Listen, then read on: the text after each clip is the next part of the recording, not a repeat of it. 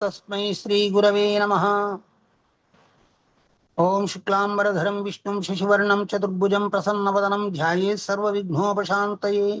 ओम ऐं सरस्वत्यै नमः। ओम चरितं रघुनाथस्य शतकोटिप्रविस्तरम् एकैकमक्षरं प्रोक्तं महापातकनाशनम्। అందరికీ నమస్కారాలు తెలియజేస్తూ జై శ్రీరామ్ గురుగారు. జై శ్రీరామ్, జై శ్రీరామ్, జై శ్రీరామ్. హరే కృష్ణ. మనకి ఇలాంటి మహత్తర కార్యక్రమాన్ని ముందుంచి మనకు నిత్యానందాన్ని ప్రసాదించినటువంటి శ్రీ గురుకుల సంస్థ వారికి అనేక ధన్యవాదాలు తెలియజేసుకుంటూ ఈ కార్యక్రమంలో అత్యంత శ్రద్ధాసక్తులతో భక్తి ప్రపత్తులతో పాల్గొంటున్నటువంటి ఆత్మీయ శ్రోతలందరికీ కూడా స్వాగతం సుస్వాగతం తెలియజేస్తూ మనం సమయాన్ని కొంచెం అతిక్రమిస్తున్నాము. కొంచెం సమయాన్ని మనం పాటించే ప్రయత్నం చేద్దాము. 2 రోజుల నుంచి అదే విధంగా సాగుతుంది. చివరికి అందరూ మాట్లాడే వాళ్ళు మాట్లాడుతూ ఉండగానే మన సమయం అయిపోయి వాళ్ళు మనం శాంతి మంత్రం లాగా శుభాకాంక్షలు లోకా సమస్త సుఖినోభవంతో అనకముందే అది ముగిసిపోతుంది. అట్లా కాకుండా చూద్దాం, మనం ప్రయత్నం చేద్దాం. మరి నిన్న జరిగినటువంటి అంశాన్ని గురించి మీరు మీ అభిప్రాయాలు కానీ మీకు ఎంతవరకు జరిగింది అనేటువంటి అంశాన్ని గురించి మీరు చెప్పిన తర్వాత మళ్ళీ మనం కథా వృత్తాంతం లోపలికి వెళ్ళిపోదాం. మంథర వచ్చి అంటే అదేంటి సరస్వతీదేవిని వీళ్ళు ప్రార్థిస్తే మన దేవతలు ప్రార్థిస్తే సరస్వతీదేవి వెళ్ళి మంథర చేత పలికిస్తుంది అనమాట. అంటే మరి లోక కళ్యాణం అవ్వాలి కదా, అందుకని నెగటివ్ గా పలకడం అలాంటివి చేస్తుంది అనమాట. మంథరం వచ్చి కైకేయి తోటి ఇంకా నువ్వును నీ కొడుకు ఇక దాస్యానికి రెడీ అయిపోండి, నేను ఇంకా రాజు ఏంటి చూసావా ఆవిడ పట్టపురాణి అయిపోతుంది, తెల్లారితే రాముడు మహారాజు అయిపోతాడు, ఇంకా అయినట్టే మీ పని అని అంటేను ఫస్ట్ ఆనందిస్తుంది, మన కైకేయి ఆనందిస్తుంది. కానీ తర్వాత ఆలోచించి అవును కదా మరి నన్ను ఏం చేయమంటావు అని అంటే, నువ్వు మహారాజుని, నీకు 2 వరాలు ఉన్నాయి.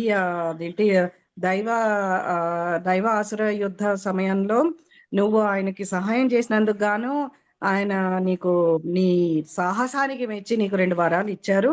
అది అప్పుడు నువ్వు వాడుకోలేదు, ఇప్పుడు నువ్వు వాడుకో, తెలివిగా వాడుకో అని చెప్తే సరే అని కోపగృహంలోకి వెళ్ళిపోయి కూర్చుంటుంది ఆవిడ.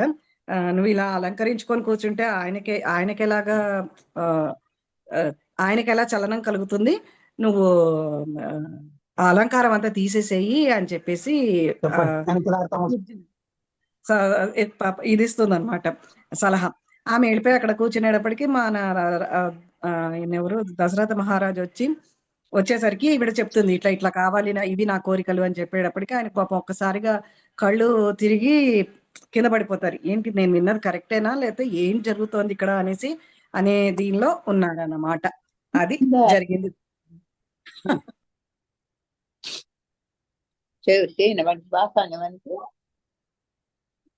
శ్రీరామ్ గురువు ఆటవాడు ఏందంతా రెడీ నేను చేసి ఇస్తాను సార్ అని చెప్పినాడంట. అమ్మ ఏమో మాట్లాడుతున్నారు, వినిపించడం లేదు.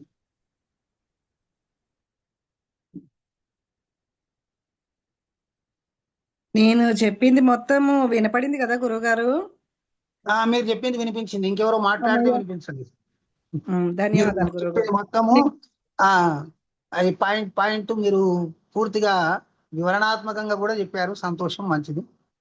నేను ఊపిరి బిగబట్టుకొని గుక్క తిప్పుకోకుండా టక్ అని చెప్పేసి అందుకే వెంటనే మ్యూట్ చేసేసి నాలో మీరు చెప్పడంలో కూడా నాకు అర్థమైపోయింది. ఏమంటున్నారంటే, మీరు ఆ 2 వరాలు ఇచ్చారు అది అన్నప్పుడు దశరథుడు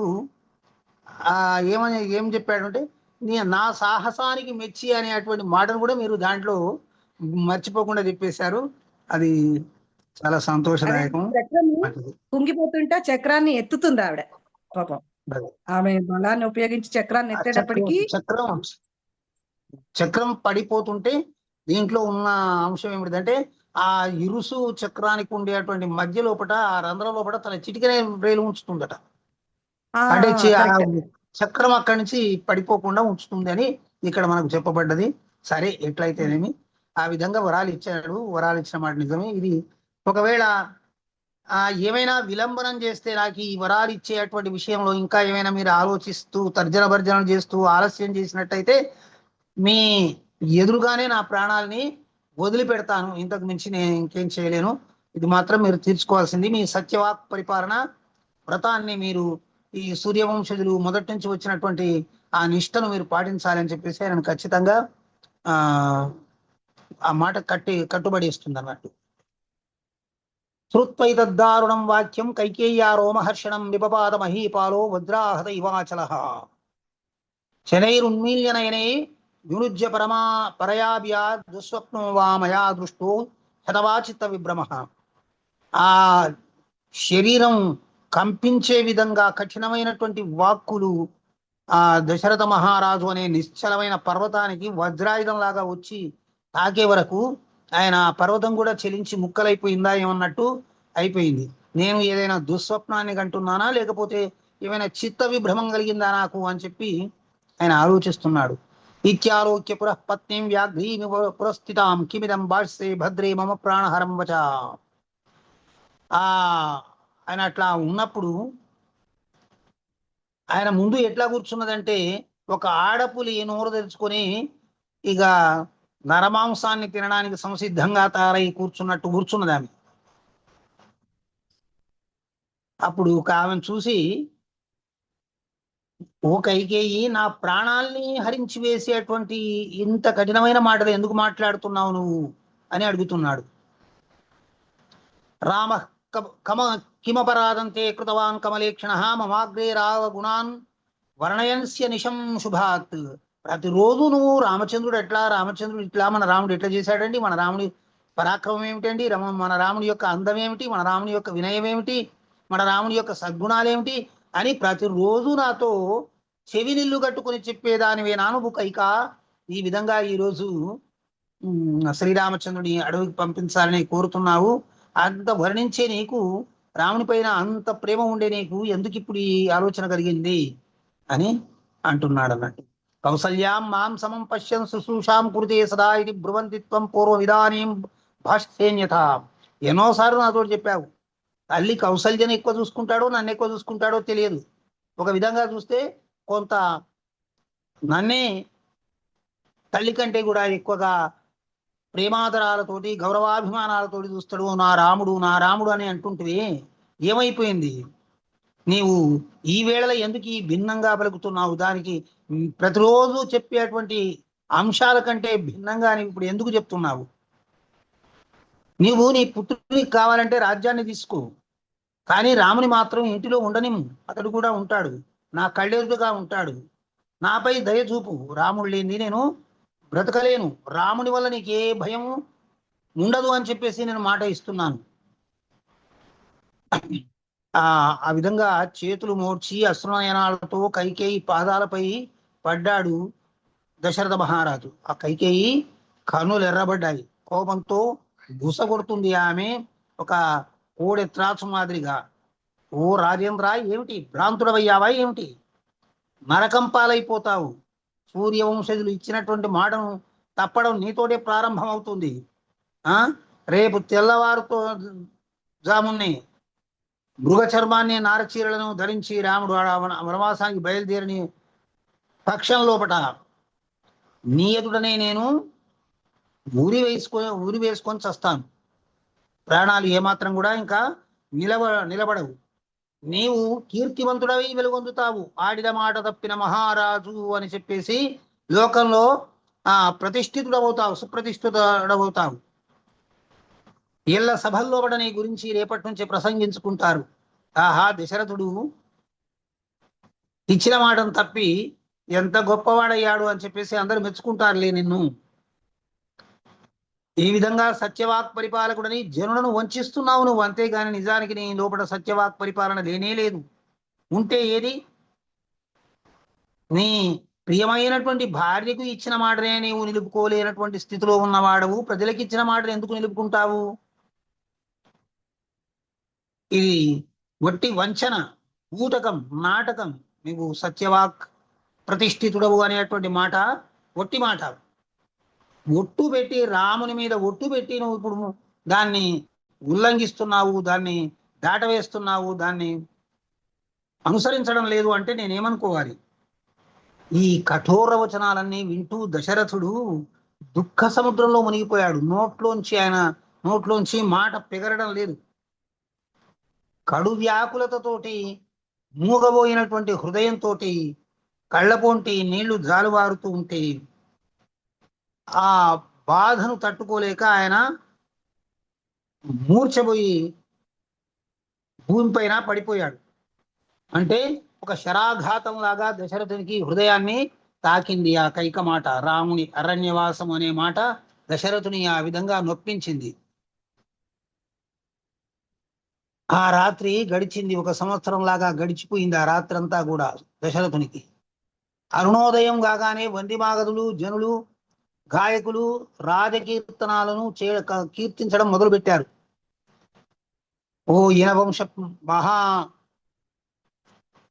ప్రభాకర నిద్ర మేల్కొనము అని చెప్పి సంధ్యా కాలం వచ్చేసింది అని చెప్పేసి రకరకాలుగా ఆయన యొక్క కీర్తి ప్రతిష్టలు, వాళ్ళ తాత తండ్రులవి ముత్తాతలవి అందరినీ పొగుడుతూ ఆయనను కూడా పొగుడుతూ ఓ సత్యవాక్ ప్రతిష్ట అని చెప్పేసి ఇట్లా ప్రారంభం చేశారు. వాళ్ళందరినీ వారించింది కైకేయి. ఇంకా చాలు ఇంకా చాలించండి అని బ్రాహ్మణ క్షత్రియ వైశ్య ప్రముఖుల సమూహమును, ఋషిగణమును, కన్యకా బృందమును, దివ్యములకు ఛత్రచామర గజతురగాది లాంఛనములు, అభిషేకయుక్తాలైనటువంటి సంభారములు అన్ని కూడా సిద్ధం చేయబడి ఉన్నాయి అక్కడ. ఇక ఎప్పుడు రాముడు అభిషిక్తుడవుతాడు అనేటువంటి సంసిద్ధత అక్కడ కనబడుతుంది. వశిష్ఠుని ఆజ్ఞానుసారంగా అక్కడ పురప్రముఖులు, వారాంగనులు, జానపదులు, నాట్యం చేసేవాళ్ళు, రకరకాల కళలు ప్రదర్శించేవాళ్ళు, వేద పండితులు, వేదమంత్రాలతో అభిషేకించేవాళ్ళు, వాళ్ళందరూ కూడా నిద్ర లేదు. వాళ్ళందరికీ కూడా రాత్రి అంతా అయోధ్య నగరాన్ని అలంకరించారు. వాళ్ళు ఎన్నెన్నో కలలు కంటున్నారు, ఎన్నెన్నో స్వప్నాలు వాళ్ళ కళ్ళ ముందు సాక్షాత్కరిస్తున్నాయి. శ్రీరాముని పాలన యొక్క వైభవాన్ని గురించి వాళ్ళు మనస్సు లోపట ఊహించుకుంటూ ఉన్నారు. ఆ రోజు బాలురు, వృద్ధులు కూడా నిద్రింపలేదు. ఎప్పుడు పీతాంబరధారి అయి శ్రీరామచంద్రుడు రాజ్యాభిషిక్తునిగా సింహాసనాన్ని అధిష్ఠిస్తాడు, దాన్ని కళ్ళారా చూడాలి అని చెప్పి వాళ్ళు వేచి ఉన్నారు. స్వర్ణాభరణ భూషితుడై కాంతులీనే వజ్ర మకుటాన్ని తలపైన ధరించి, కౌస్తుభాభరణాన్ని హృదయం పైన ధరించి, కోటి మన్మదాకారుడై గజారూఢుడై లక్ష్మణునితే శ్వేతఛత్రాన్ని అంటే తెల్లని గొడుగును పట్టుకొని వెంబడిరాగా చిరునవ్వులతోటి కృపామృతాన్ని వెదజల్లుతూ ఈ పురవీధుల గుండె ఎప్పుడు బయలుదేరుతాడు శ్రీరామచంద్రుడు, ఎప్పుడు మేము చూస్తాము ఆ మోహన రాముని యొక్క అందాల మోమను చూసి మేము ఎప్పుడు మురిసిపోతాము. ఆ దివ్యమంగళ సుప్రభాతం కోసం, ఆ సమయం కోసం వాళ్ళందరూ వేచి ఉన్నారు. అందరు కుతూహలంగా చూస్తున్నారు. రామం కదా వా ద్విక్షామ ప్రభాతం వా కదా భవేత్ ఇత్యుత్సుకరియ సర్వే బభూహు పురపాసిన. పురంలోని వాళ్ళందరూ కూడా దానికోసం ఎదురు చూస్తున్నారు. ఇంతవరకు మరి మహారాజు ఎంత కార్యక్రమాన్ని ముందుకు నడిపించిన వాడు ఎందుకు లేచి ఇంకా తను సిద్ధంగా లేదా అని చెప్పేసి సుమంత్రుడు వచ్చాడు. రాజు దగ్గరికి వచ్చేసాడు. మహారాజుకు జయమగుగాక అంటూ వాళ్ళ సంప్రదాయాన్ని అనుసరించి పలుకుతూ ఆయన దగ్గరికి వెళ్ళాడు. అక్కడ అట్లా పడిపోయి ఖిన్నుడై ముఖమంతా కళదప్పి ఒక చీకటి కోణం ముఖంలో ముసురుకున్నటువంటి ఒక అగాధమైనటువంటి బాధ అంతా కూడా వెలికి కనిపించే విధంగా నిదురలేని కళ్ళతోటి అట్లా చూస్తున్నాడు. శూన్యమైనటువంటి దృక్కులు ఏది చూస్తలేడు. ఎదురుగా వచ్చిన మనిషిని కూడా చూడడం లేదు. ఆయన ఆలోచనలు ఎటో పోయాయి. ఆయన కళ్ళు తెరుచుకొని ఉన్నాడు. ఆయన ఏం కనిపించే దృశ్యాలను ఏం చూడడం లేదు. ఈ మహారాజుకు జయముకు కాక అని ప్రణమిల్లి దేవి కైకేయి జయము అని ఆమెను కూడా ప్రస్తుతించాడు. వాళ్లకు జయ శబ్దాలతోటి వాళ్ళను స్తుతించాలి మహారాజులను. ఆ రాత్రి అంతయు మహారాజునకు నిద్ర లేదు. రామాయణచూ చింతించుతూనే ఉన్నారు. నిద్ర లేనందున అస్వస్థులుగా కనబడుతున్నారు. వెంటనే రాముని ఇటకు పిలువంపండి అని చెప్పి సుమంతునితో ఆమె అన్నది, ప్రభువు రాముని చూడగోరుతున్నాడు, వెంబడే పిలిపించండి. రాత్రంతా రామా రామా రామా అనుకుంటూ నిద్ర లేకుండా గడిపాడు కాబట్టి ముఖం అట్లయిపోయింది, ఏం ఆదుర్దా పడవలసిన అవసరం లేదు అంటూ ఆయనను పురికొల్పింది. దేవి, మహారాజు ఆనతి లేకుండా నేను ఎటుల పోగలవాడను అని కైకేయితోటి అన్నాడు. మహారాజు పొమ్మని చెప్పాలి కదా, పోయి రాముని తీసుకుని రావాలి అని చెప్పాలి కదా అని ప్రశ్నించినప్పుడు, సుమంత్ర, నా ప్రియపుత్రుడకు రాముని చూడగోరుచున్నాను, శీఘ్రమే రాముని ఇటకు తోడ్కొని రమ్ము అని పలికాను. ఆమె అన్న మాటని ఈయన నోటి నుంచి పలికిండు.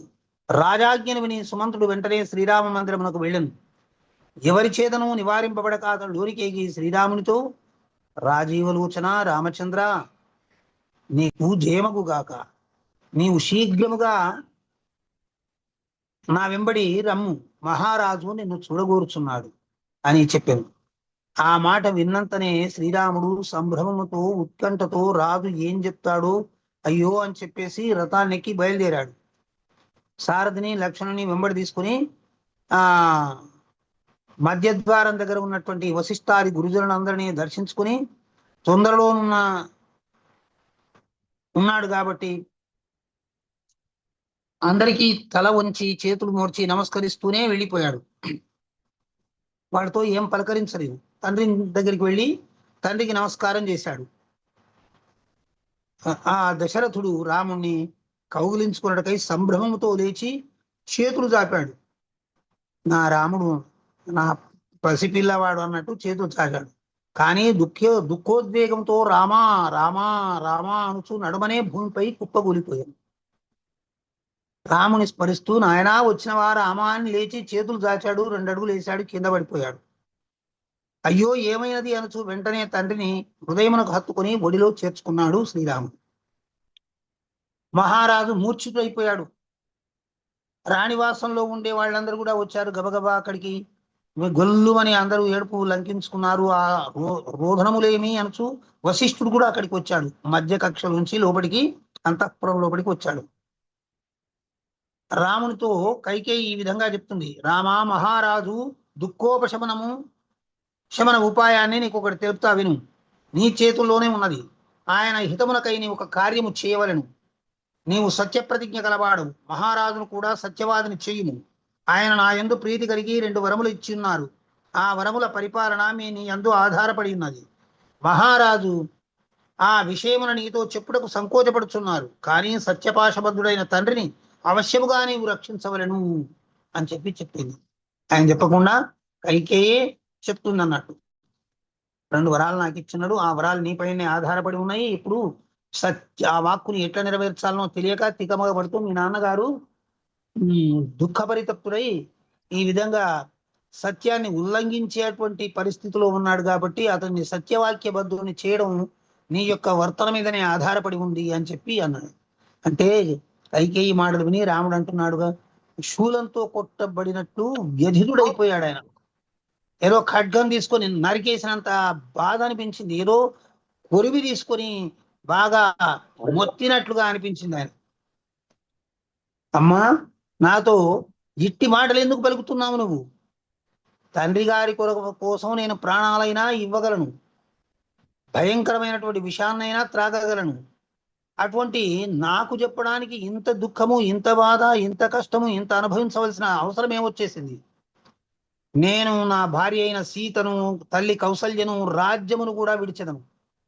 తండ్రి ఆదేశించుటకు ముందుగానే అతని అభీష్టము నెరవేర్చు పుత్రుడు ఉత్తముడు. నాయనాన్ని విట్ల చెయ్యి అని చెప్పేసి తండ్రి చెప్పకముందే ఆయన యొక్క మనస్సును ఎరిగి చేసేవాడు ఉత్తమమైన పుత్రుడు. తండ్రి ఆదేశించిన పిలప పాటించేవాడు మధ్యముడు. తండ్రి ఆదేశించను చేయని వాడు అధముడు. వాడు మలంతో సమానం, వాడు తిరస్కార అర్హుడు. కావున తండ్రి నాకు ఏమి ఆదేశించను తప్పక నెరవేర్చదను. ఇది సర్వవిధముల సత్యము. రాముడు 2 మాటలు ఎన్నడును పలుకడు అని పలికను. రామో ద్విర్నాభిభాషతే, రామో ద్విర్నాభిభాషతే. అమ్మా, రాముడు 2 మాటలు మాట్లాడు. ఒకసారి ఒకటి, ఆ తర్వాత ఇంకొకటి మాట్లాడు. ఆ ఒకే మాట పైన ఉండేవాడే రాముడు అని చెప్తున్నాడు. రామో ద్విర్నాభిభాషతే, 2 సార్లు మాట్లాడు. మరి నీవు నా పైన నీకెందుకు అనుమానం వచ్చింది? ఇట్లా రాముడు రెండు విధాలుగా మాట్లాడతాడని నువ్వు అనుకున్నావా అని ఆమె అంటే ఆయన మాటలు, ఆయన ప్రతిజ్ఞా వచనాలు విని కైక ఆయనతో చెప్తుంది. అప్పటి వరకు రాముడు వింటాడో వినడో అన్నటువంటి ఒక సందేహంలో ఉన్న కైక ఇక శ్రీరాముడు మాట ఇచ్చిందంటే తప్పడు అనేటువంటి ఒక నమ్మకం కుదిరిన తర్వాత, రామాని పట్టాభిషేకానికై ఏ సామాగ్రి తేబడిందో దానితో నా ప్రియపుత్రుడైన భరతునికి రాజ్యాభిషేకం జరగాలి. రెండవ వరాన్ని అనుసరించి, తండ్రి ఆదేశాన్ని అనుసరించి నీవు వెంటనే నేడు జటావల్కల దారివై అడవికేగవలను. అతట మునిజనులకు యోగ్యమగు కందమూల ఫలాదులతో 14 ఏళ్లు నివసింపము. రఘునందన, ఇదియే నీ తండ్రికి నీవు సాధించవలసిన కార్యము. కానీ మహారాజు ఈ మాటలు నీతో చెప్పుటకు సంకోచించుతున్నాడు అని చెప్పింది. ఇది ఈ విధంగా దానికి రాముడు ఈ విధంగా బదులు చెప్తున్నాడు. తల్లి, భరతునికి ఈ రాజ్యం కాక. గురువు గారు ఒక్క నిమిషం అండి. అమ్మా, మిగతా వాళ్ళు మ్యూట్ లో ఉండండి అమ్మా, దయచేసి నమస్కరించి ప్రార్థిస్తున్నాను మిమ్మల్ని. అందరూ మ్యూట్ లో ఉండండి ప్లీజ్. అస్తు గురు. రాముడు ఈ విధంగా అంటున్నాడు. తల్లి, భరతునిదే ఈ రాజ్యమగు గాక. నేనిప్పుడే దండకారణ్యమునకు పోవుచున్నాను. కానీ ఈ మాటలు మహారాజు నాతో స్వయముగా ఏల చెప్పకున్నారు. దీనికి కారణము తెలియనైతిని.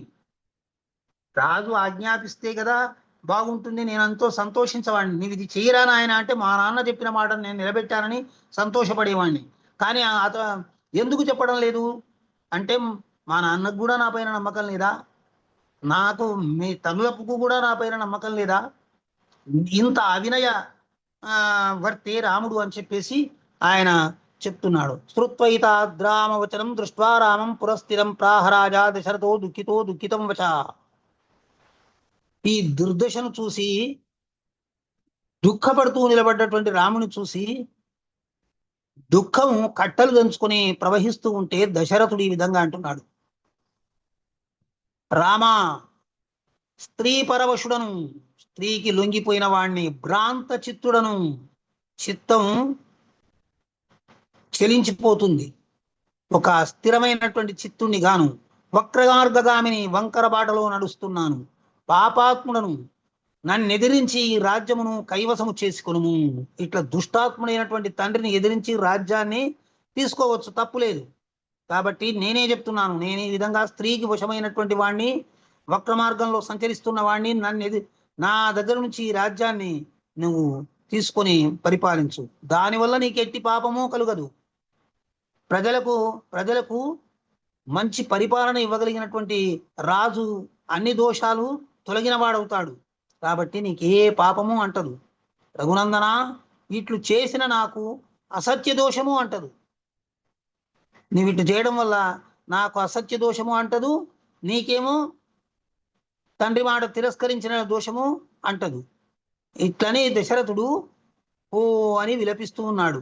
హా రామా జగన్నాథ, నా ప్రాణప్రియా, నన్ను వదిలి నీవు ఘోరాటవులకు ఎట్ల వెళ్ళెదవు?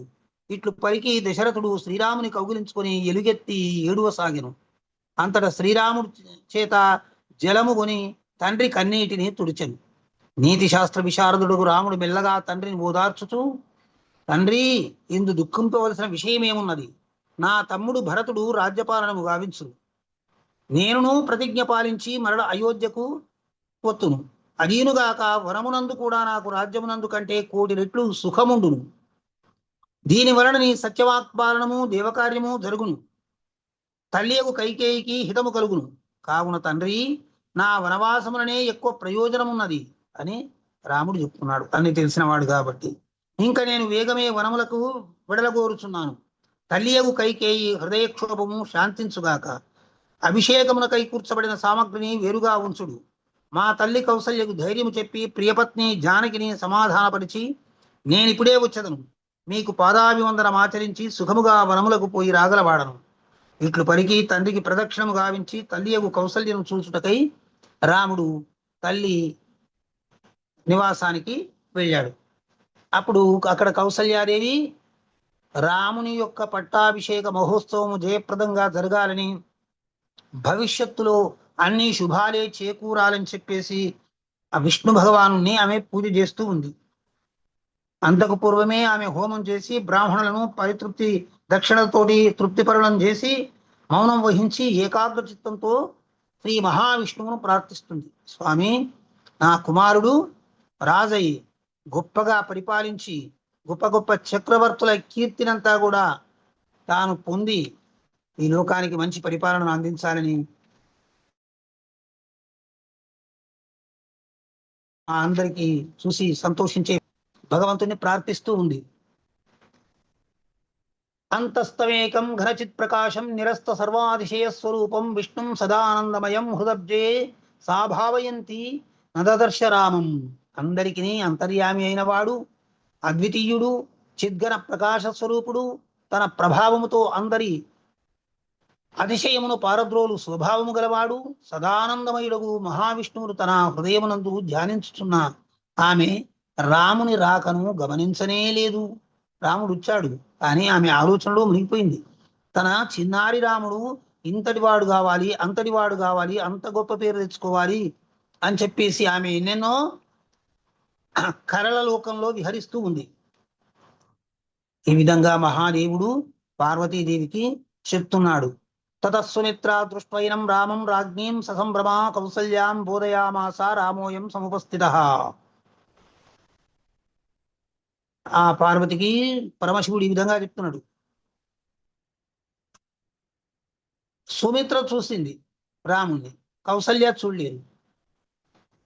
కౌసల్యను ఆ పరధ్యానంలో పరాత్పర ధ్యానంలో ఉన్నటువంటి కౌసల్యను మేలుకొల్పి రాముడు వేచి ఉన్నాడు నీ కోసం అని అనగానే ఆ పేరు చెవిలో పడగానే ఆమె సమాధి దిశలో నుంచి, ఆమె ఊహాలోకం నుంచి బయటికి వచ్చి దగ్గరికి తీసుకొని అతన్ని ఒడిలో కూర్చుండబెట్టుకున్నది.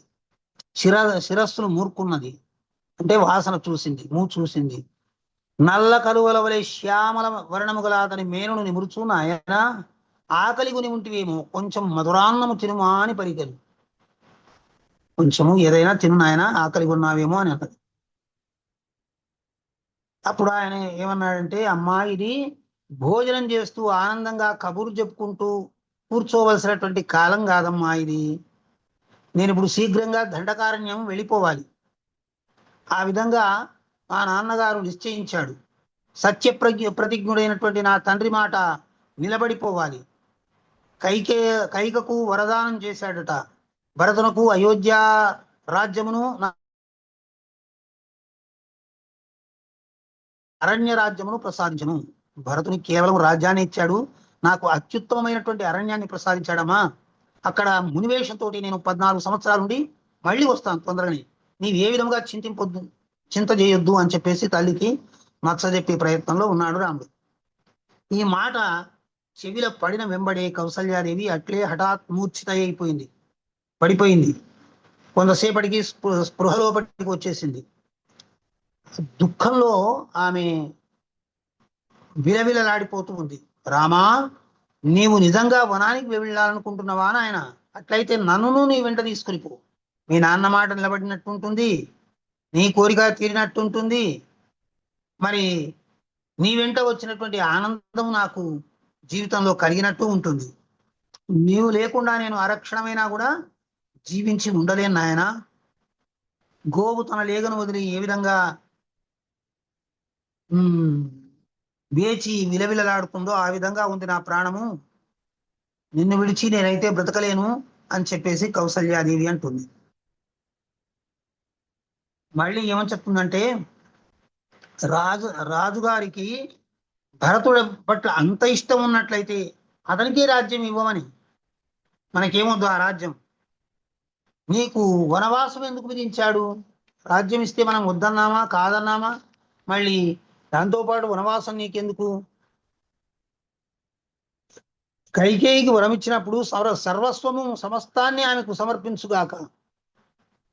దానికి ఏమైనా మనం కాదని అడ్డుపడుతున్నామా ఏమిటి? ఆయనకు గాని ఆమెకు గాని నీవేమైనా అపచారం చేశావా? నీకు గురు సమానుడైన నేను అంతకంటే అధికురాలను. నేను రామా, తండ్రి కంటే తల్లి అధికురాలు నాయన. నేను నీకు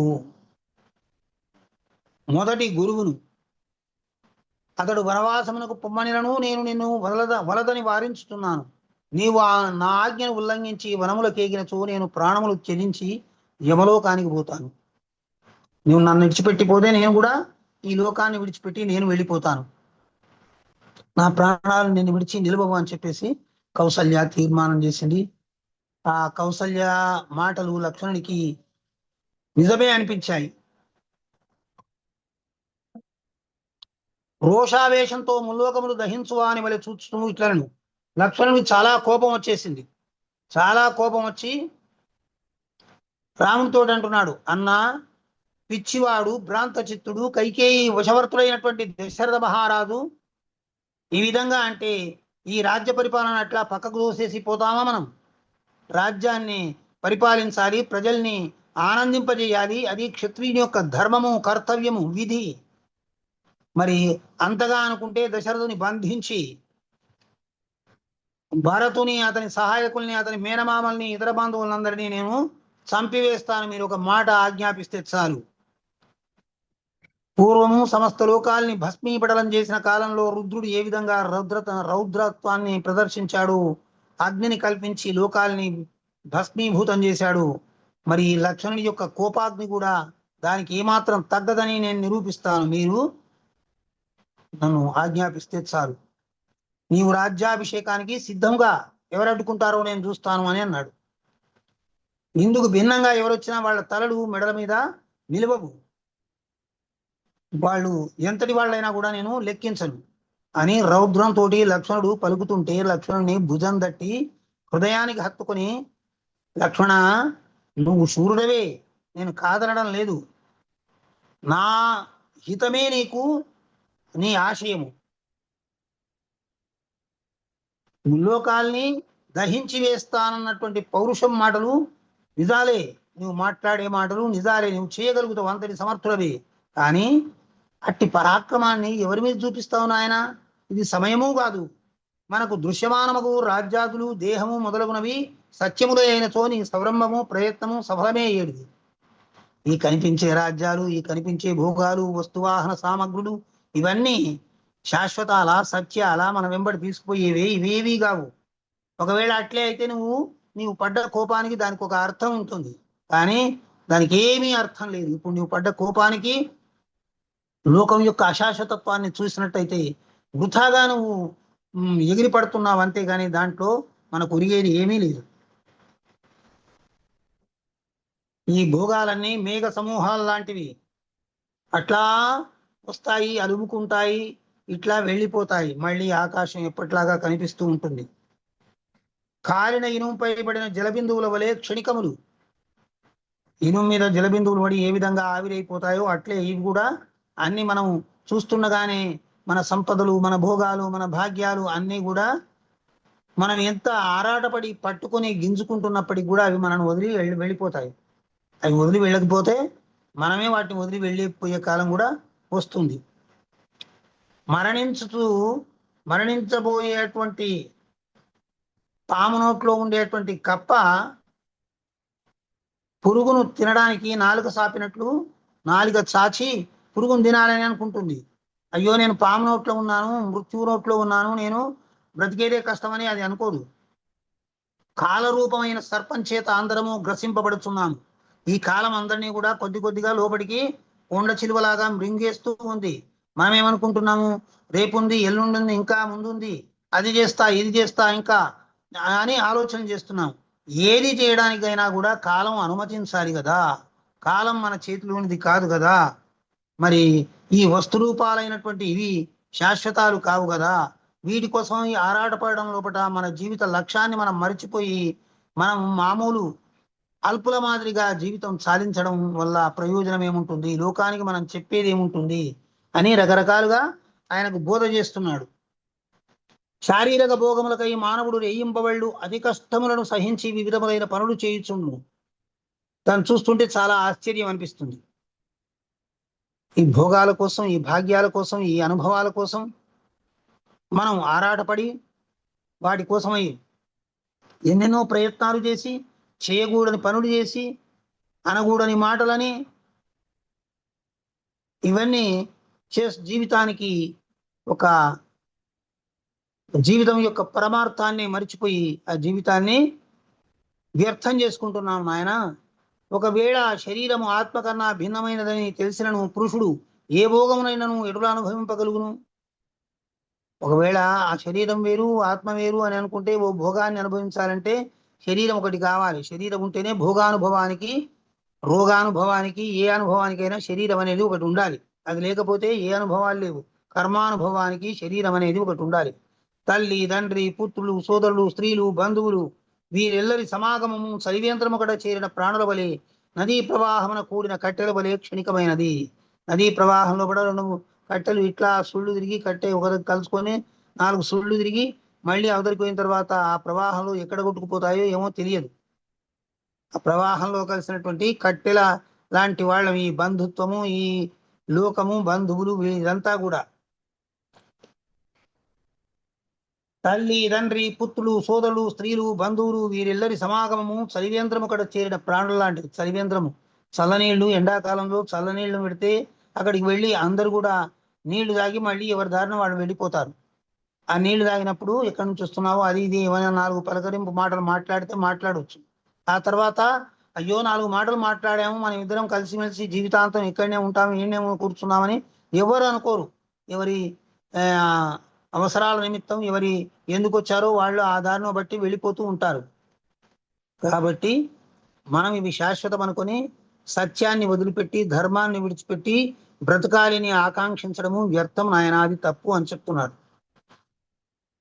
సంపద ఛాయవలే చంచలమైనది, యవ్వనము నీటి అరడ వలె అనిత్యము, స్త్రీ సుఖము స్వప్నం వలె మిథ్య, ఆయువు అత్యంతము అల్పము, ఇది స్పష్టము అయినను ప్రాణులు వీటిని శాశ్వతమని భావింతుడు.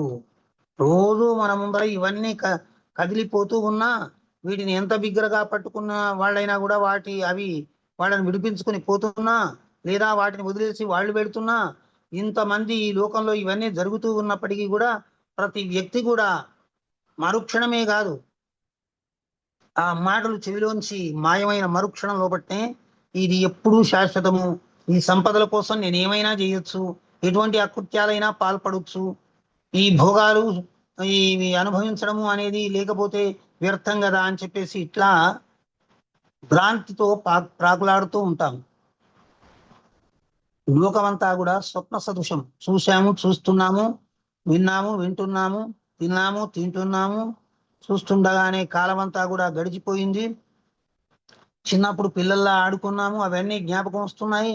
ఆ తర్వాత కొంచెం వయస్సు ఎదిగిన తర్వాత ఉద్యోగాలు, వ్యాపారాలు, వ్యవసాయాలు, లేకపోతే దాంపత్య జీవితాలు ఇవన్నీ కూడా ముసురుకొని ఏ విధంగా మన జీవితాలు ఆ సత్యాన్ని గుర్తించకుండానే ఆ జీవన గమనం లోపట ఆ ప్రవాహం లోపట అట్లా కొట్టుకొని పోతున్నాయో ఆ తర్వాత చూస్తుండగానే ఏళ్ల నొప్పులు, కాళ్ళ నొప్పులు, కీళ్ల నొప్పులు, మోకాళ్ళ నొప్పులు, ఇంకా పంటి నొప్పులు, అనేకమైనటువంటి నొప్పులతోటి చెప్పలేని రోగాలతోటి ఈ శరీరం అంతా కూడా క్షణక్షణం క్షీణించిపోతూ చేత కాకుండా నిస్త్రాణగా నీరసంతో తన చేయవలసినటువంటి పనులన్నీ కూడా మరిచిపోయి వాటిని విడిచిపెట్టి వాటిని చేయకుండానే పోవలసే క్షణాలు సమీపిస్తూనే ఉన్నాయి. ప్రతి క్షణం కూడా సమీపిస్తూనే ఉంది. అయినప్పటికీ కూడా ఇవన్నీ కూడా నిజము అని అనుకునేటువంటి భ్రమ లోపట జీవిస్తూ ఉన్నాము. ఒక అవిద్యాంధకారం లోపట మనము బ్రతుకుతూ ఉన్నాము. ఇటువంటి బ్రతుకులో ఉండేటువంటి సత్యాన్ని తెలుసుకోవడానికి మనం ఏమాత్రం కూడా కృషి చేయడం లేదు, ఏమాత్రం విచారణ చేయడం లేదు, ఏమాత్రం విశ్లేషణ చేయడం లేదు.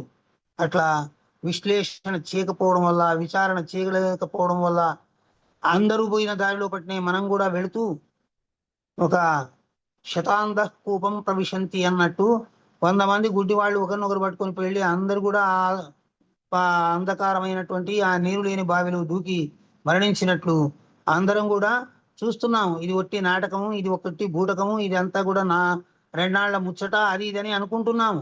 కానీ మళ్ళీ వెంబడే ఇది ఎప్పుడు శాశ్వతము, ఇది ఎప్పుడు నా వెంబడే ఉంటుంది, ఈ భోగాలను అనుభవించడానికే నేనున్నాను అనే భ్రమ లోపల మళ్ళీ జీవిస్తూనే ఉంటాం. అదే మహామాయ, మహాశక్తి. దాని నుంచి మహాత్ములు తప్ప వేరే వాళ్ళు ఎవరు కూడా బయటపడము అసాధ్యం. నిత్యము సూర్యోదయాస్తమయాలు మనకు కనిపిస్తూనే ఉన్నాయి. ఒక రోజు మన జీవితంలోంచి వెళ్ళిపోయింది, ఒక రోజు వచ్చిందంటే దాన్ని ఏ విధంగా వాడుకోవాలి, ఆ రోజునంతా అమృతంతో నింపినటువంటి ఒక మాధుర్యమయమైనటువంటి పాత్రగా తీర్చి అది భగవంతునికి సమర్పించాలి అనేటువంటి ఒక ఉన్నతోన్నత ఆశయాలతోటి బ్రతికే వాళ్ళు కొందరు మంది మాత్రమే ఉంటారు. మిగతా వాళ్ళందరూ కూడా సూర్యాస్తమానాలను చూస్తూ నాకు ఇంత వయసు వచ్చింది, అంత వయసు వచ్చేసింది అని చెప్పేసి ఏదో గొప్పగా జరిగిపోయినట్లు మాట్లాడుకుంటున్నాం. మూఢులు దీన్ని గుర్తించడమే లేదు. నిరంతరం ఇట్లే విధంగా సాగిపోతుంది ఈ జీవితాలు. అయినా భోగాల వెనుక పరుగు తీస్తూనే ఉన్నాడు. వాడి వెంబడి రోగాలు తరుముకొని వస్తూనే ఉన్నాయి. అయినప్పటికీ కూడా అది గమనించకుండా ముందుకు సాగుతూ ఉన్నాడు. పచ్చికుండలోని నీటి వలె ఆయువు ప్రతి క్షణము క్షీణించుతూనే ఉన్నది. ఆయువు ఏ విధంగా పచ్చికుండలోంచి బొట్లు బొట్లు ఏ విధంగా జారిపోతుందో ఆ విధంగా ఈ శరీరంలోంచి ఆయుష్ అనేది పోతూనే ఉంది. రోగములు శత్రువుల వలె శరీరమును బాధించుతూనే ఉన్నవి. భోగానుభవం కోసం మనము ఏ విధమైనటువంటి ఆహారాల వెంబడి పరుగులు తీసాము, ఏ విధమైనటువంటి భోగాల వెంబడి పరుగులు తీసాము, ఈరోజు అవన్నీ రోగాలుగా మన ముందు ప్రత్యక్షం అవుతే వాటిని చూసి తట్టుకోలేకపోతున్నాము. ఇవన్నీ మన యొక్క చేసిన కర్మల యొక్క స్వరూపాలే అని భావించలేకపోతున్నాము. వృద్ధాప్యం అనేది ఆడుపులి వలె భయపెట్టుచు ముందు నిలిచి ఉన్నది. ఆడుపులి అని మళ్ళీ మళ్ళీ ఎందుకు చెప్తున్నారంటే, ఆడుపులి కొంచెం కోపంతో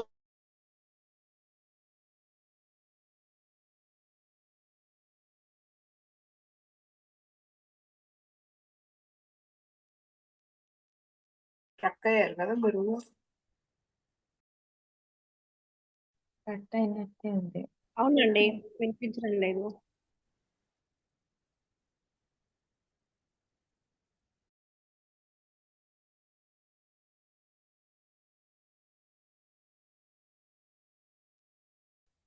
ఎందుకు అంతరాయం కలిగింది. మృత్యువు మన వెంబడి తరుముకొని వస్తుంది. సమయం కోసం నిరీక్షిస్తుంది. సమయం వచ్చినంత వరకు అది మననేమీ చేయదు. సమయం వచ్చినప్పుడు మనని ఏమాత్రం కూడా విడిచిపెట్టదు. నేను లోక ప్రసిద్ధుణ్ణి, నేను రాజును, నేను మహారాజును, నేను రాజాదిరాజును, నేను చక్రవర్తిని అని అంటే అక్కడ ఏమీ పప్పులు ఉడకవు. ఏ శరీరాన్ని చూసుకొని అహంభావంతో మానవుడు ఎగిసెగిసి మిడిసిపడుతున్నాడో ఆ శరీరం అంతా కూడా తనకు సహకరించకుండా, సహాయం చేయకుండా, ఇంకా వీలైతే తనకు శత్రువులాగా మారి తనను పీడిస్తూ బాధిస్తూ ఉండే విధంగా తయారవుతూ ఉంది. అదే ఒక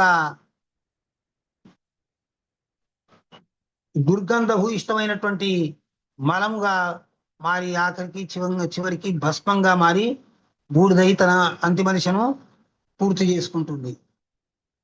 లక్షణ ఇవన్నీ నీకు తెలియవని కాదు నాయన, తెలియజేయడము. పరిస్థితులు వచ్చినప్పుడు సత్యాన్ని గమనించడమే మానవుల యొక్క ముఖ్య లక్షణము. ఉత్తప్పుడు మనం అంతా శ్మశాన వైరాగ్యం, పురాణ వైరాగ్యం, ప్రసూతి వైరాగ్యం లాగా ఎన్ని మాటలు మాట్లాడుకున్నా కూడా మనకు అటువంటి సమయం ఎదురుపడినప్పుడు మనం స్థిత ప్రజ్ఞతతో ఉండి ఇది ఇంతే, దీనిని అనుభవించవలసింది, ఇది భగవత్ ప్రసాదము అని ఎవరైతే భావిస్తారో వాళ్ళు దాన్ని స్వీకరించి, దాన్ని అంగీకరించి వాళ్ళు నిష్క్రియమైనటువంటి పదాన్ని పొందుతారు. ఈ దేహము చర్మముతో, ఎముకలతో, మాంసముతో, మలమూత్రములతో, శుక్రముతో కల్పితమై వికారి అయినది. షడ్విధ పరిణామ లక్షణములు కలది. అంటే పుట్టడము, పెరగడము, పరిణామం చెందడము, మరి ఇంద్రియ భోగాల వెంబడి పరుగులు తీయడము, వృద్ధత్వము, మరణము అనేటువంటి వికారాలతోటి కూడుకొని ఉంది. ఇది దేహాత్మాభిమానము అంటే దేహమే ఆత్మ అంటే నేను అనేటువంటి భావం కలిగి ఉండడము. ఇది అనేక దుఃఖాలకు మూల కారణం. దేహము నీకు ఒక పనిముట్టుగా నీకు లభించినటువంటి నీ అనుభవాల్ని నీకు ప్రసాదించడానికి వచ్చినటువంటి ఒక పనిముట్టు. అట్లా దేహం యొక్క స్థితి అంతవరకే అని తెలుసుకోవడమే ఆత్మవంతుని యొక్క లక్షణము. కానీ దేహాభిమానంతో దేహమే నేను అనేటువంటి భావించడము సమస్త దోషాలకు మూల కారణము నాయన అని చెప్తున్నారు. ఇది ఇదంతా కూడా ఆధ్యాత్మ రామాయణం అంటే ఆధ్యాత్మ విద్యనంతా కూడా ఇక్కడ చెప్తున్నారు. ఆధ్యాత్మం అంటే ఏమిటి? చాలా మంది చాలా రకాలుగా చెప్పారు. ఆధ్యాత్మము అంటే ఆత్మకు మూలమైనటువంటి దాన్ని, ఆత్మకు మూలమైనటువంటిది అంటే మనకు మూలం ఏదో అది ఆధ్యాత్మం. దాన్ని తెలుసుకోవడమే మన జీవిత లక్ష్యం. దాన్ని మర్చిపోయి బ్రతుకుతున్నాము. మరి ఆధ్యాత్మం అంటే ఇంకా కొందరు ఏం చెప్పారంటే ఆత్మను అధ్యయనం చేయడమే ఆధ్యాత్మము. ఆత్మ యొక్క లక్షణాలని అధ్యయనం చేయడమే ఆధ్యాత్మము అని చెప్పారు. ఏవైతేనేమి ఇవన్నీ కూడా మనకు బాగా వర్తించేవే, సరిగ్గా అర్థమయ్యేవే, పూర్తిగా సూటి అయినటువంటివి ఈ విధంగా చెప్పారు. మరి మనం దేహం అనేటువంటి బుద్ధితోటి అవిద్య అనే పేరుతోటి ఉండేటువంటి వాళ్లకు ఈ దేహం నేను కాదు అని చెప్పడానికి ఎంతో కష్టం అనిపిస్తుంది. అయ్యో ఈ దేహాన్ని నేను కాదంట, దీన్ని వదిలేసి నేను మళ్ళీ ఎక్కడో వెళ్ళిపోతానంట అని అనుకోవడము వాళ్ళకి చాలా ఇబ్బంది. వాళ్ళు కూర్చుకున్నటువంటి ధన సంపదలన్నీ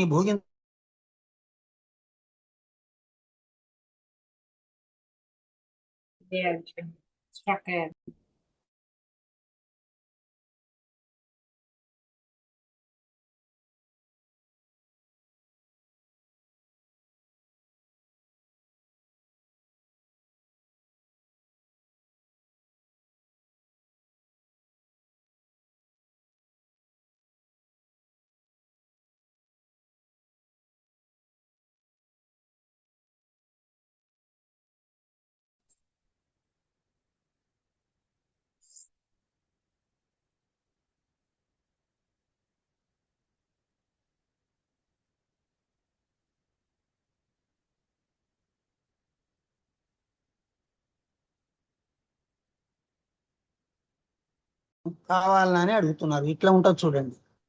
మనం ఎక్కడో పోతున్నాం, వాళ్ళు ఏదో అడుగుతారు. వాళ్ళకి ఏది సమయము అది ఏమి లేదు.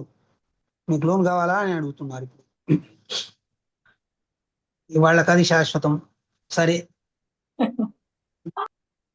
అవిద్య జనన మరణ రూప సంసారమునకు కారణమైనది. ఈ జనన మరణ రూప సంసారానికి అవిద్య అనేదే కారణం. విద్య దానిని నివర్తింపజేయుచున్నది. విద్య అనేది దాన్ని నివర్తింపజేస్తుంది, దాన్ని తొలగిస్తుంది అన్నట్టు. ఈ అవిద్య ఉండడం వల్ల ఇవన్నీ మనవే అనుకుని, ఇవన్నీ మన భోగ వస్తువులే అనుకుని, ఇవి నావనుకుని, వాడు పరాయి వాడు అనుకుని, వీడు శత్రువు అనుకుని, ఈ విధంగా ఉండడం వల్ల ఈ కర్మానుభవాన్ని అనుభవించడం కోసం మళ్ళీ మనం జన్మించవలసి ఉంటుంది. వీటి యొక్క సత్యత్వాన్ని, మన యొక్క ఆత్మ యొక్క నిత్యత్వాన్ని తెలిసినటువంటి వాళ్ళు వీటిపైన ఏమాత్రం స్పృహ లేకుండా, వాటిపైన ఏమాత్రం కోరికలు లేకుండా నిష్కామ కర్మయోగులై జీవితాన్ని అట్లా చూస్తూ గడిపి, మహాత్ములైనటువంటి మన మహాత్ములు రమణ మహర్షి లాంటి వాళ్ళు, ఇంకా ఎంతో మంది మహానుభావులు అటువంటి వాళ్ళు ఆ విధమైనటువంటి జీవితాన్ని గడిపారు. వాళ్లకు ఇంకా జననం లేదు. ఆ విద్య వల్ల, వాళ్ళు తెలుసుకున్నటువంటి సత్యం వల్ల వాళ్లకు మళ్ళీ జన్మ అనేది లేదు. ఒకవేళ వాళ్ళు కోరుకుంటే ఈ సమాజం నిమిత్తము, ఈ లోక శ్రేయస్సు నిమిత్తము, లోక కళ్యాణ నిమిత్తం కోరుకుంటే అటువంటి వాళ్ళు వచ్చేసి లోక శ్రేయస్సు కోసం పాటుపడుతూ ఉంటారు. భగవంతుని యొక్క చేతిలోని పనిముట్లుగా తమను తాము తెలుసుకొని ఈ లోకం కోసమై శ్రద్ధతో వహించేవాళ్ళు చిన్న అహంకారం మిగిలించుకుంటారు.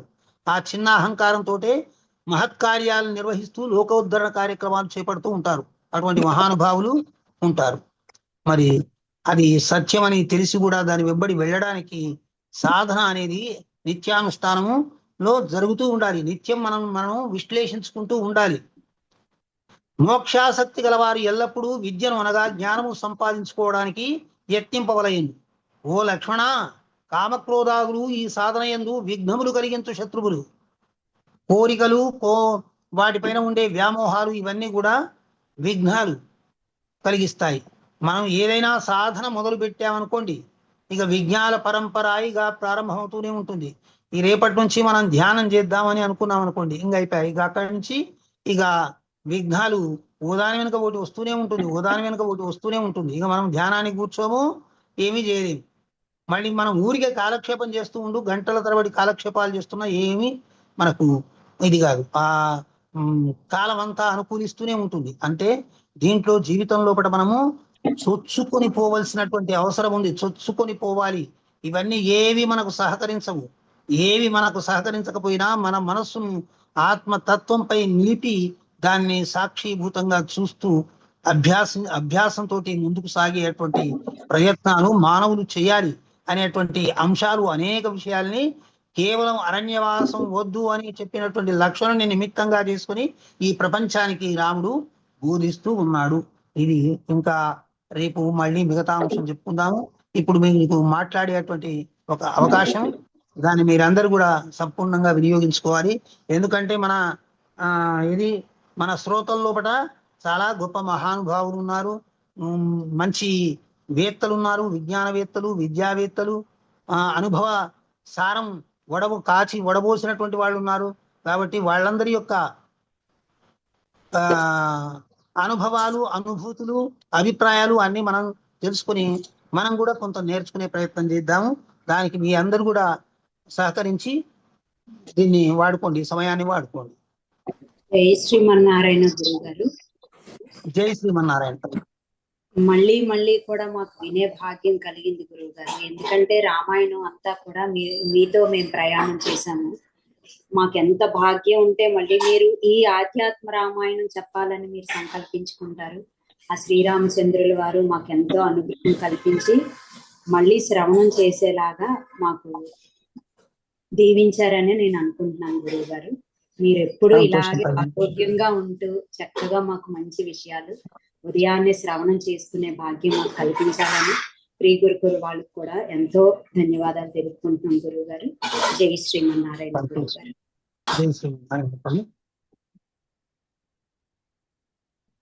నమస్కారం గురుగారు. నేను సునీత గురుగారు. గురుగారు, ఇది మరి త్రేతాయుగంలో జరిగిన ఇది కదా ఇతిహాసము. మరి ఈ కలియుగానికి ఇది వర్తిస్తుందంటారా? అంటే మనము ఇప్పుడు ఈ కాలంలో అంటే మెత్తగా ఉంటే మొత్తుతారు అని మనము ఇదిగా ఉంటే అంటే కలియుగం మనం ఒక్కరం ఇలా ఉంటే అంతా అలా లేదు కదా గురుగారు. మరి ఇప్పుడు మనము దాన్ని ఇంప్లిమెంట్ చేసుకుంటూ జీవితం సాగించగలమంటారా? ఇప్పుడు ఒక మహాత్ముడు చెప్పినటువంటి విషయం ఒక్క మాట చెప్తాను మీకు. ఆయన ఏమన్నాడంటే, అందరినీ ప్రేమించు, ఎవరిని నమ్మకు అని అన్నాడు.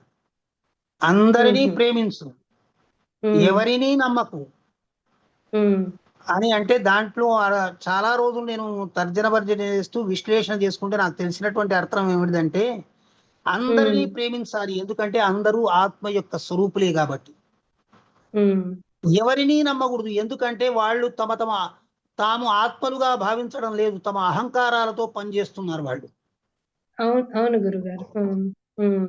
నేను అది, నేను ఇది, నేను ఎట్లా, నేను ఇట్లా, నా మాట సాగాలి అనేటువంటి ఒక ఉద్దేశంతో పనిచేస్తున్నారు. అందుకోసం ఎవరిని నమ్మొద్దు, మన పని మనం చేసుకోవాలి, మన బాధ్యత మనం వహించాలి, మన యొక్క ఇది ఆశయం మనం నెరవేర్చుకోవాలి. అందుకోసం ఇది కలియుగమైనా, త్రేతాయుగమైనా, కృతయుగమైనా మనము ఆత్మస్థితులమై ఉన్నప్పుడు, సత్యం ఇంకే అని తెలిసినప్పుడు ఇంకే బాధలు ఏవి ఉండవు. ఇంకా మనకు చెప్పినటువంటిది కలియుగం సంకీర్తన చేసి తరించవచ్చు అని చెప్పారు. కాబట్టి మరి ఇవన్నీ మనం తెలుసుకోవాల్సినటువంటి అంశాలు. సంకీర్తన ద్వారా కూడా మనం తరించవచ్చు. భగవన్నామ సంకీర్తన చేసి తరించిన వాళ్ళు ఎందరో ఉన్నారు. కలియుగంలో అది శ్రేష్టమైందని కూడా చెప్పారు. తరించొచ్చు, మనం సంకీర్తన మనం చేస్తాము, మన ఇంట్లో మనం ఉంటాము. కానీ వేరే వాళ్ళు మన దాన్ని మంచితనాన్ని వాళ్ళు చేతగానితనంగా తీసుకొని మన జీవితంలోకి వచ్చి వాళ్ళు ఇచ్చేస్తుంటే కూడా మనం అలాగే ఉండాలంటారా? ఇప్పుడు రాముల వారు చెప్పగానే సరే, రామాయణంలో రాముడు ఏం చేశాడు? తన జీవితంలో పడికొచ్చి సీతను ఎత్తుకపోతే రాముడు ఈ ఆధ్యాత్మిక విషయాలన్నీ ప్రపంచించుకుంటూ విశ్లేషించుకుంటూ కూర్చున్నాడా? లేదు. లంకా నగరం వరకు వారధి గట్టి వెళ్ళి వాళ్ళందరినీ దండించి, ఎందుకంటే వాళ్ళు ఎవడైతే ఆత్మస్వరూపుడు అని ఆత్మజ్ఞానం ఉంటుందో వాడికి దండన అవసరం లేదు, వాడు ఈ జోలికి రాడు, వీడు ఆ జోలికి పోడు. కానీ ఆ స్వరూప జ్ఞానం ఎవరికైతే లేదో వాళ్ళే లోకంలో అలజడికంతా మూలకారకులు.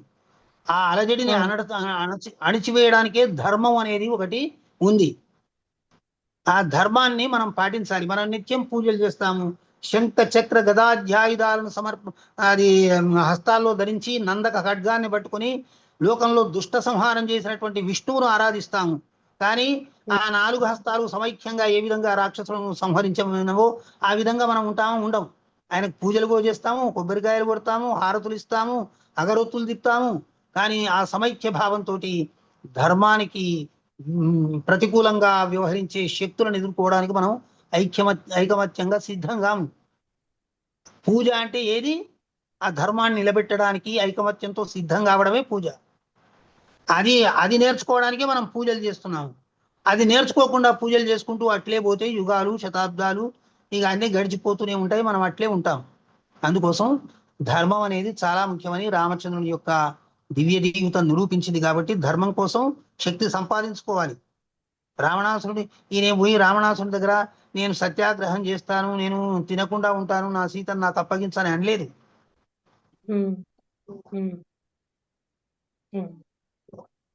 మరి అది లోకాదర్శమైనటువంటి శ్రీరాముని జీవితాన్ని మనం ఆదర్శంగా తీసుకోవాలి. దాంట్లో వచ్చేటువంటి అన్ని విషయాలు వినాలి. ఇప్పుడు చూడండి, మనం ఎక్కడెక్కడో ఉంటాం. మనం ఆ భాగ్యనగరాన్ని చేరుకోవాలి అని అనుకుంటే నేను ఇక్కడ నుంచి నా రూటే చెప్తాను. నేను ఇట్లా వెళ్ళాలి, ఇట్లా నేను ఈ దక్షిణ దిశ నుంచి ఇట్లా వస్తే ఈ ఊళ్ళు తగులుతాయి, తర్వాత ఇది వస్తుంది, ఇక్కడికి వెళ్ళాలని చెప్తాను. ఉత్తర దిశ నుంచి వచ్చేవాడికి కూడా అదే విషయం చెప్తే ఎట్లా భాగ్యనగరానికి? అంటే ధర్మబద్ధంగా పోరాడాలంటారు. ధర్మబద్ధంగా పోరాడాలి. ఎవరి పరిస్థితులను అనుసరించి వాళ్ళు దాన్ని ఎదుర్కోవడానికి సంసిద్ధమై ఉండాలి. శక్తివంతులు కావాలి, విద్యావంతులు కావాలి, వివేకవంతులు కావాలి. అప్పుడే ధర్మం నిలబడుతుంది. వివేకహీనులై దుఃఖించడం వల్ల ప్రయోజనం లేదు. చెప్పండి అమ్మా. ఇంకా దీంట్లో ఈ విషయాల గురించి చెప్పేవాళ్ళు చాలా మంది ఉన్నారు మన సమూహం లోపల. వాళ్ళందరూ నోరు తెరిచి చెప్పాలి ఈ విషయాలన్నిటికీ సమాధానాలు.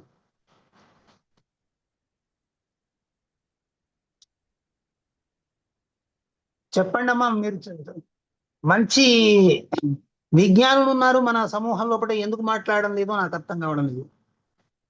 వాళ్ళ ద్వారా కూడా మనం నేర్చుకునేది ఎంతో ఉంది. గురువు గారు అందుకే ఇచ్చారు. ఎవరి విశ్లేషణ వాళ్ళు చెప్తే కూడా అది కూడా మనకి ఒక జ్ఞానం. ఏం లేదు. నమస్కారం గురుగారు. ఇవాళ మీరు చెప్పారే ఏంటంటే మనం తెలుసుకునే లోపలే జీవితం వెళ్ళిపోతుందని. నేనైతే అనుక్షణం ఇప్పుడు అనుకుంటున్నా, ఇన్ని సంవత్సరాలు ఉద్యోగ దృష్ట్యా వేరే పనులు వీటన్నిటి దృష్ట్యా అసలు దేని గురించి ఆలోచించడానికి కూడా సమయం రాలేదు. ఇప్పుడు ఆలోచిస్తే జీవితం క్షణభంగురం అలా ఇలా చదువుకున్నాం కదా. ఇప్పుడు వెనక్కి తిరిగి చూస్తే ఇన్ని ఇవాళ మీరు చెప్పింది అక్షర సత్యం. ఇన్ని సంవత్సరాలు ఎలా గడిచిపోయాయి, అరే ఒక్క క్షణాలు అయిపోయినట్టుంది, అప్పుడే ఇంత వయసు వచ్చేసిందా అనిపిస్తుంది. అది సంతోషం తల్లి. ఇవన్నీ మనం అందరం తెలుసుకోవాలి. మన కర్తవ్యాన్ని మనం విస్మరించరాదు. మన సమయం కూడా పూర్తయింది. ఇక మళ్ళీ రేపు కలుసుకునేంత వరకు మీరు మీ